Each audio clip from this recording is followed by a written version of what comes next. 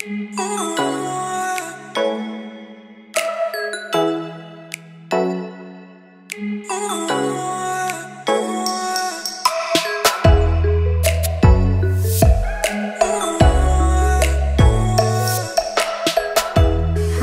assalamualaikum sahabat berkebun. Video kali ini akan banyak kegiatan berkebun harian. Kegiatan berkebun hari ini diawali dengan mau panen kangkung organik. Alhamdulillah. Ini kangkungnya setelah rajin disiram air rendaman dari air cucian beras dan sayur-sayuran yang udah saya kasih tahu di video sebelumnya. Ini bisa dilihat kangkungnya ukurannya jadi makin besar-besar dan kelihatan segar banget. Ini udah bisa kita panen karena daripada nanti keburu tua. Nih, di sepanjang ini kangkungnya banyak. Alhamdulillah, raised bednya sudah mulai produktif ya. Dan udah mulai hijau juga. Tuh, kakak lagi ngapain, Kak? Lihat ini bagus kecil. Coba lihat, Nak. Geser, Nak. Nah, ini semayan selada ya. Selada yang waktu itu benihnya ditumpahin sama si Ade. Ini sekarang udah super penuh kayak gini nih jadinya. Tuh. Nanti kalau udah agak besar dan udah keluar daun sejati, baru kita pindah tanam. Sekarang kita panen dulu aja kangkungnya. Yuk. Ini kayaknya dipanen potong aja. Kalau dipanen cabut sayang. Jadi biar kita bisa panen berkali-kali. Ayo dipanen. Ini kita panennya pakai gunting ya. Jadi kita panennya dipotong aja. Nih, ini bukan kangkung Bangkok ya. Sejenis kangkung serimpi gitu. Jadi daunnya tuh lebih runcing-runcing, lebih kecil. Siputnya Ini kita nemu apa nih? Siput besar. siput besar. Ini sebaiknya dipindahin karena dia suka makan daun-daun muda. Nih, tersangkanya pindahin aja, Kak. Ke tanah kosong ya. Terima kasih. Oke, ini kita gunting kangkungnya, jangan terlalu pendek ya, supaya nanti kangkungnya bisa tumbuh lagi. Bismillah. Nih ya. Kakak bisa nggak? Ya, kangkung ini usianya dari tanam itu cuma kurang lebih 3 minggu. Dan 3 minggu ini kita udah bisa panen. Potong lagi. Ini kangkungnya waktu itu saya tanam langsung aja ditanam di tanah ya, jadi tanpa semai. Aku mau ambilin.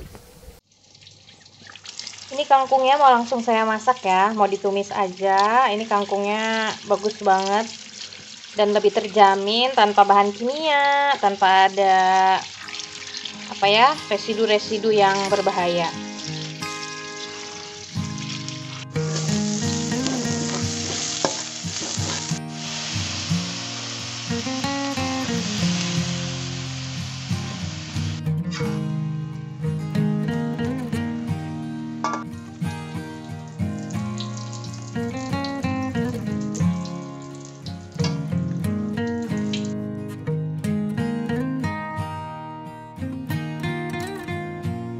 Ini raised bed saya isi pakai sekam mentah karena butuh banyak. Kalau nyari tanah subur itu agak susah ya, dan yang pasti agak butuh banyak juga. Jadi saya memutuskan untuk ngisi pakai sekam mentah. Sekarung itu saya beli harganya 13.000. Nah, ini saya tambahin kompos, terus saya tambahin tanah subur, saya tambahin kokopit, dan saya tambahin sampah-sampah daun-daun kering. Nah, ini setelah saya campur semua, saya aduk jadi satu, itu nggak langsung ditanemin ya. Kurang lebih sekitar 10 hari itu saya diemin dulu, supaya mereka itu kena panas dulu, kena hujan, kena angin gitu ya. Jadi supaya nanti media tanamnya itu benar-benar siap ketika ditanemin. Sekam mentahnya di sini nggak saya fermentasi dulu ya. Menurut pengalaman saya sih sejauh ini sekam mentah aman kok untuk tanaman edible, kecuali untuk tanaman hias ya, emang agak-agak beresiko kalau pakai sekam mentah. Ini taragonnya udah saya pindah ke raised bed sekalian supaya hidupnya lebih bahagia, bisa lebih subur dan bisa lebih manfaat. Ini semayan juga ya, ini adalah semayan kale red Russian dan kale Siberian. Jadi waktu itu saya nanamnya disebar aja di raised bed. Jadi lagi males semai-semai, jadi semainya langsung di tanah aja gitu. Mumpung Ya, raised tomatnya bednya masih udah lega. tambah gede. Ini udah saya pindahin sebagian supaya nggak berdekatan, biar nanti kalau berbuah, buahnya bisa besar-besar. Kita mau semai terong lezata F1 dari cap tanah merah. Digemurin dulu tanahnya. Pinjem nak ya. Ikutan ngebun ya dek. Nih medianya tanah subur sama sekam bakar aja. Ya digemburin. Awas kak tangannya nak. Nah ini biji terongnya. Biji terong yang berwarna kayak gini, ini biasanya dikasih obat atau pestisida sama pabriknya supaya lebih tahan penyakit dan lebih awet. Yuk sekarang kita langsung taburin aja benihnya di atas media tanam. Jangan diemam ya. Sini nak, sini nak. Ya warna biru ya. Sekarang kita taburin aja di sini. Yang rata kak. Sudah? Kalau sudah kita tinggal tutup lagi supaya bijinya nggak kemana-mana. Kalau kena angin sama kena air. Sudah deh selesai. Ini saya punya pohon pisang yang waktu itu saya pernah bikin videonya. Katanya sih blood banana ya, atau pisang yang ada variegata merahnya.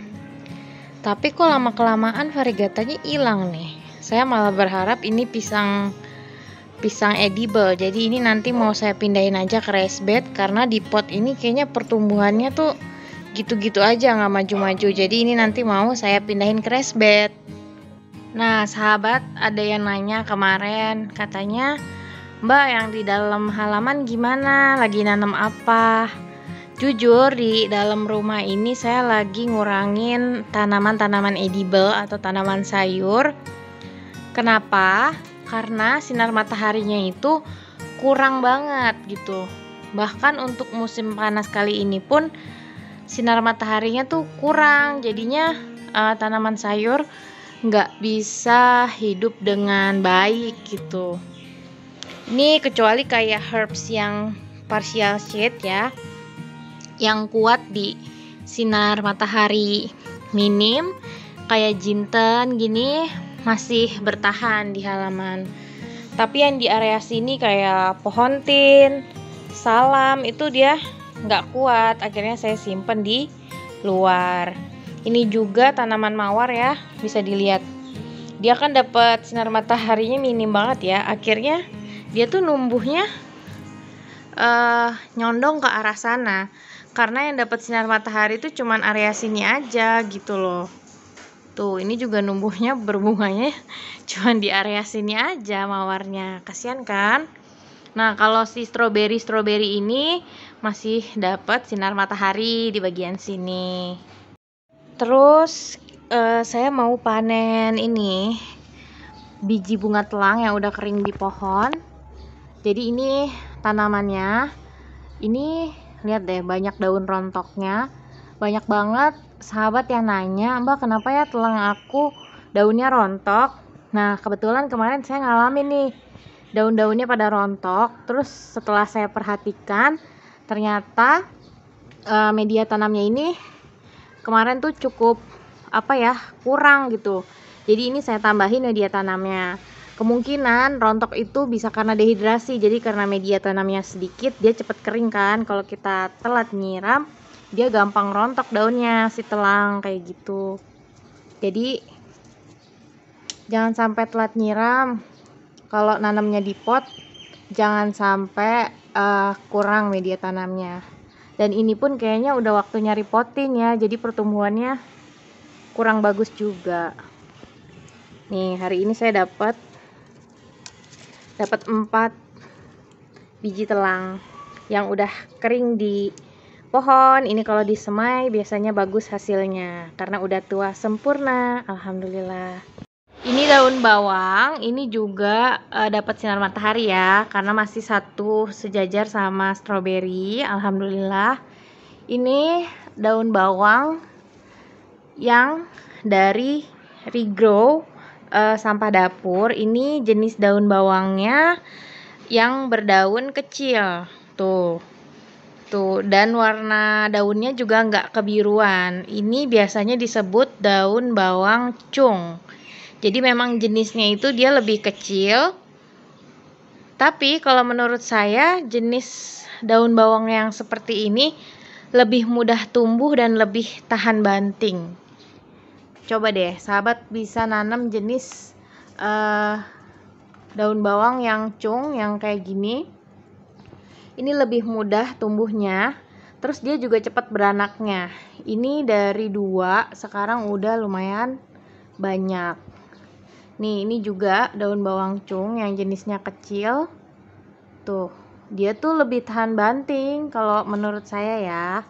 Nggak tahu kalau sahabat udah pernah coba belum nanam daun bawang cung. Ini kemarin saya juga regrow nih, tapi kayaknya yang ini gagal ya. Ada deh yang berhasil tuh.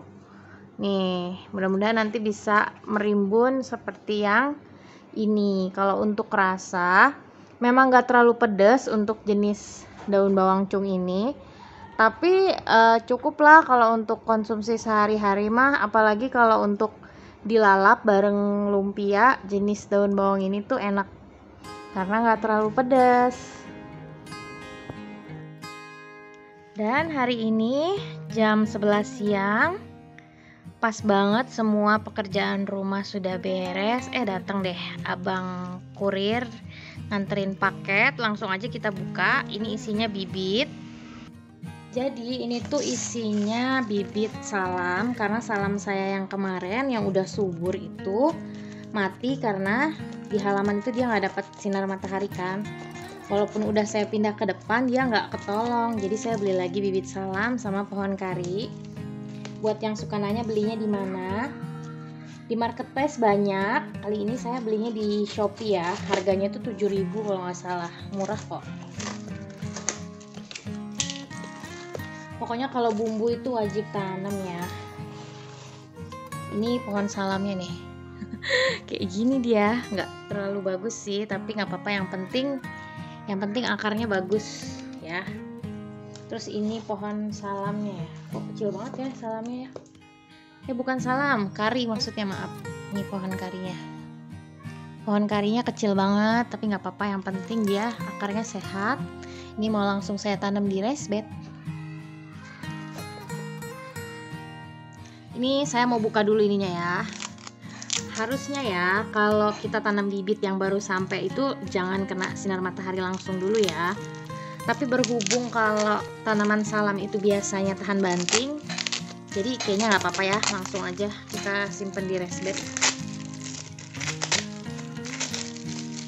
Ini medianya sama abangnya dicampur sama sedikit lumpur deh kayaknya. Jadi bagian akarnya lembab. Ini untuk daun salam, daun kari, daun jeruk purut, serai. Kedepannya saya juga mau nanam kunyit dan bumbu-bumbu dapur lainnya. Sengaja saya tanam di raised bed karena sinar mataharinya lebih berlimpah. Dan kalau ada tetangga yang butuh, kita bisa pakai sama-sama gitu. Jadi saya merasa lebih bermanfaat nanam itu bukan untuk diri saya aja sendiri. Terima kasih sudah nonton, semoga bermanfaat. Happy Garden.